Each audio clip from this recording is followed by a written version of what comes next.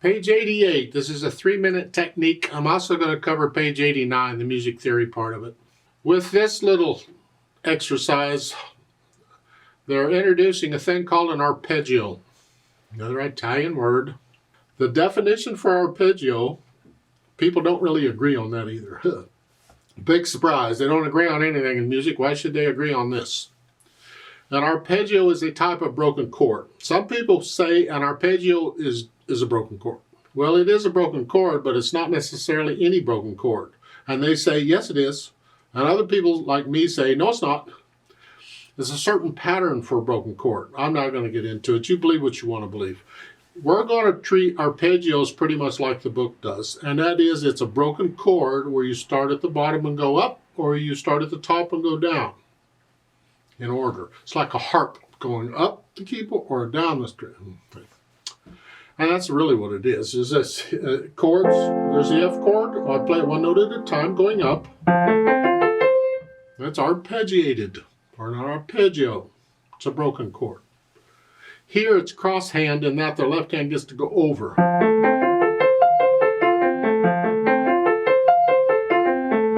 What I didn't realize when I was young and playing, because I was just having fun sometimes, a lot actually, is I would do these arpeggios just for the fun of it. I'd start low.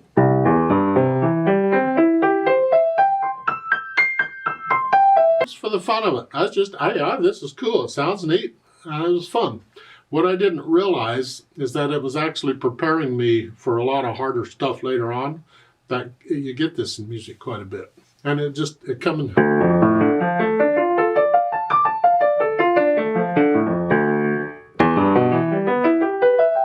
Just whatever, just have fun with them. So here it's the F, we're using an F chord, you're just going up.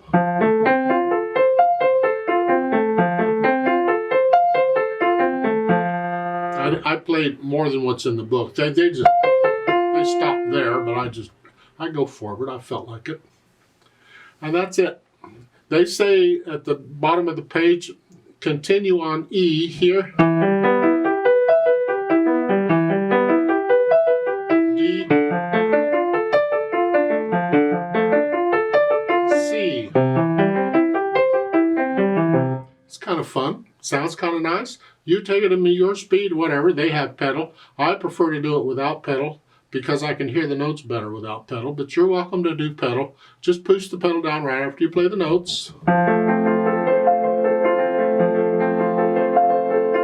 If you're going to do the others, make sure you lift the pedal up and put it back down with each one. You don't want to smear it. I don't want this and this and this and this, because that's just that. So you let the pedal up and down each time if you're going to change the harmony like that. Now on page 89, let's just briefly go through some of this. You need to know it. You really do. Number one, they want you to write in the note name in the line underneath it, and you can do that. You have they're on all the spaces. F-A-C-E, and then below the staff, that's a D. You can do that, I'm sure. Number two, they want you to put in the counts, like 1 and 2 and 4 time. 1 and 2 and 3 and 4 and. You can put in the counts underneath the notes, so each note is where it goes. And the second line is same thing, 1 and 2 and 3 and 4 and through that. Okay. Middle of the page, they have somebody's going to play a note, and you get to play another note up a third or down a third.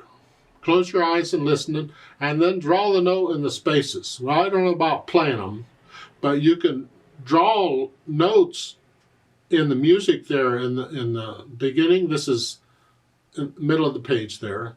You can draw a note, a whole note, a third up, and a whole note, a third down. That first one is an A. Well, draw a note, a third up, that would be a C. You draw a whole note where a C goes, and then going down a third, it's a here, you draw, that's an F. So you draw in an F. So draw in I'd go both, go up and down both, a third up and a third down on all of these. Then they want you to improvise the treble spaces on here. So somebody's going to play the duet at the bottom, and you're going to just play these notes however you want to play them. in whatever rhythm you want to play them. So I'll do the bottom part is here.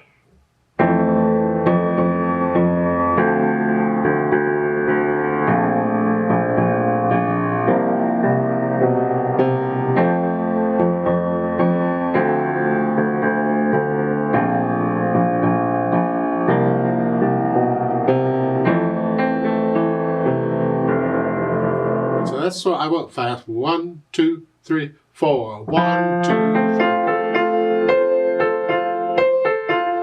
3. You play it. You just make something up to that if you want.